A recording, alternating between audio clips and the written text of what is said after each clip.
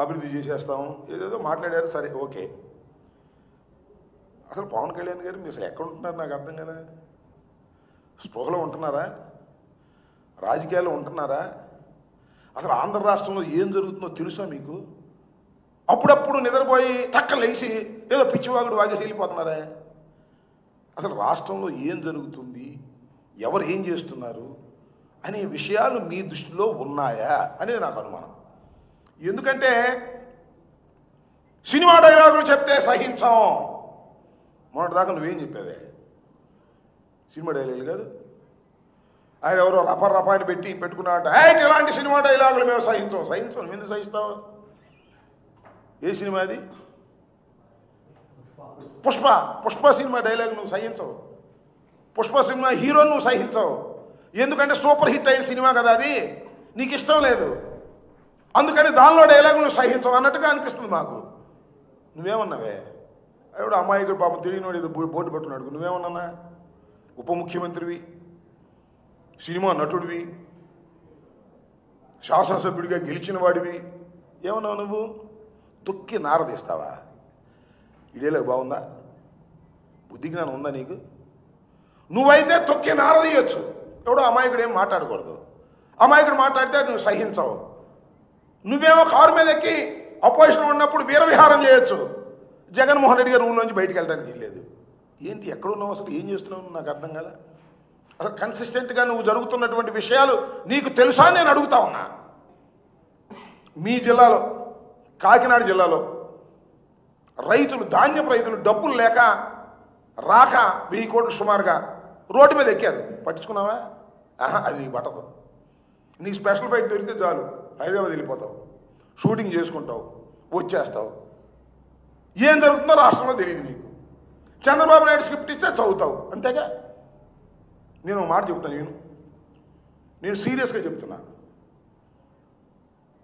చంద్రబాబు నాయుడు డబ్బులు పంపిస్తుంటే తీసుకోవట్లా నువ్వు? బ్యాగులు లోకేష్ పంపిస్తుంటే నీ ఫీడింగ్ అంతా ఎక్కడి నుంచి వస్తుంది?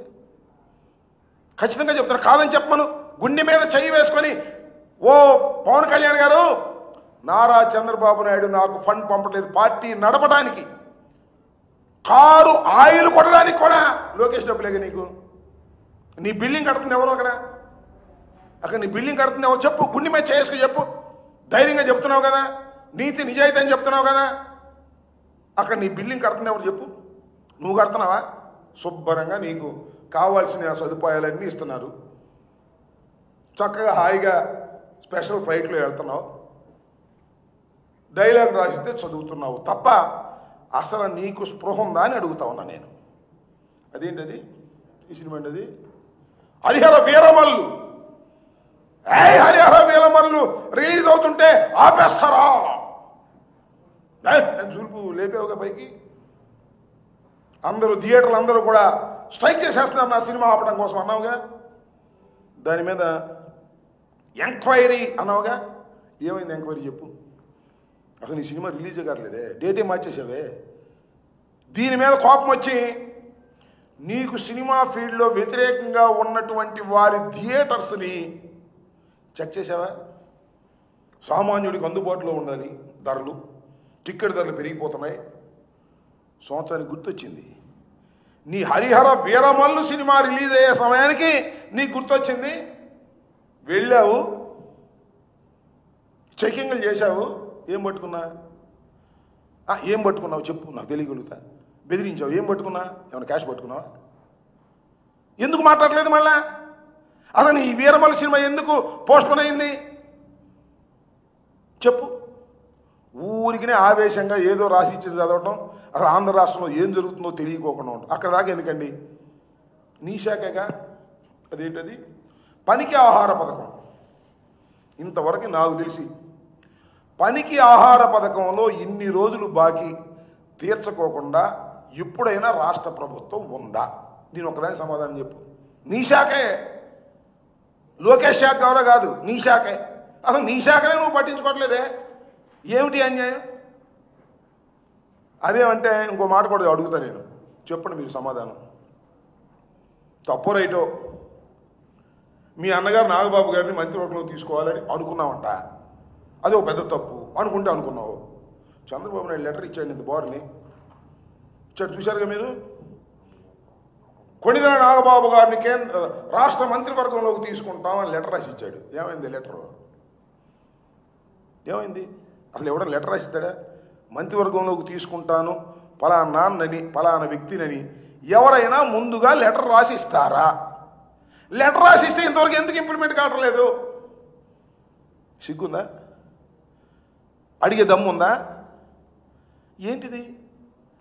ఇంత దుర్మార్గంగా వ్యవహరిస్తూ అప్పుడప్పుడు గుర్తొచ్చినప్పుడల్లా వచ్చి డ్యామ్ డూమ్ జగన్మోహన్ రెడ్డి అధికారంలోకి రానివ్వను, జగన్మోహన్ రెడ్డి అధికారంలో రానివ్వు. ఏంటి ఆ నామస్మరణ? నాకు అర్థం కాల. 2019 ఏం చెప్పా గుర్తుందా? ఏమన్నాయి పవన్ కళ్యాణ్ గారు? 2019లో మీరేమి చెప్పారో గుర్తుందా? డైలాగ్, జగన్మోహన్ రెడ్డి అధికారంలోకి రాడు, నాది హామీ, రానివ్వను అన్నావు. వచ్చాడుగా? వచ్చాడు రాలేదా? మళ్ళీ వాళ్ళు ఏమన్నావు? రానివ్వను, ఆపేస్తాను. జగన్మోహన్ రెడ్డి గారిని అధికారంలోకి రానివ్వను అంటాం కంటే డైలాగ్ మార్చి చెప్పు. చంద్రబాబునే నేను మోస్తాను, చంద్రబాబునే అధికారంలోకి తీసుకొచ్చే ప్రయత్నం చేస్తాను, చంద్రబాబునే భుజాన్ని ఎక్కించుకుంటాను, చంద్రబాబు నాకు అన్ని సదుపాయాలు చేస్తున్నాడు, నాకేమీ అభ్యంతరం లేదు, చంద్రబాబును మొయ్యటమే నా పని, నేను సెకండ్ గ్రేడ్ లీడర్గానే బ్రతుకుతాను అని చెప్పాయా. మేమే మాట్లాడాం, మాకెందుకు ఇంకా గొడవ? అది ఉంటే మీ జనసేన వాళ్ళకి కాపులకి సంబంధించిన వ్యవహారం. మా పవన్ కళ్యాణ్ చంద్రబాబుకి చాకరీ చేస్తాడు, ఇక ఉండే పనే లేదు అని చెప్పు. అప్పుడప్పుడు వెళ్ళి షూటింగ్లు చేసుకో.